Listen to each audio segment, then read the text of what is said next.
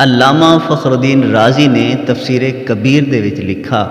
कि हज़रत सैयदना यूसुफ अला नबीना अलैहिस्सलातु वस्सलाम दी मिस्र दे विच जदों अपने वालिद गिरामी हज़रत याकूब अला नबीना अलैहिस्सलातु वस्सलाम दे नाल मुलाकात हुई तो हज़रत सैयदना यूसुफ अला नबीना अलैहिस्सलातु वस्सलाम ने हज़रत याकूब अला नबीना अलैहिस्सलातु वस्सलाम ने पूछा कि अब्बा जी मेरी जुदाई दे विच तुसां रो रो के अपनी अखां ज़ाया कर लियां, अखां दी बिनाई चली गई है, अखां सफ़ैद हो गई हैं, तो मेरी जुदाई दे विच और मेरे हिजर दे विच तुसीं इतना रोंदे रहे।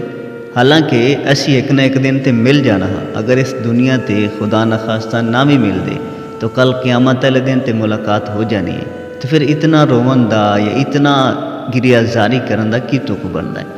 तो हज़रत सैयदना याकूब अला नबीना अलैहिस्सलातु वस्सलाम ने फरमाया कि बेटा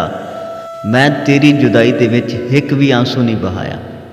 हज़रत सैयदना यूसुफ अला नबीना अलैहिस्सलातु वस्सलाम को ताज्जुब होया कि मेरी जुदाई च अगर नहीं रोंदे रहे तो फिर अखां किवें ज़ाया हो गई, बिनाई कित्थे चली गई है, अखां सफ़ैद क्यों हो गई। तो हज़रत सैयदना याकूब अला नबीना अलैहिस्सलातु वस्सलाम ने फरमाया कि बेटा जदों तू मेरे तो जुदा होया तो तेरे बचपन दे दिन है,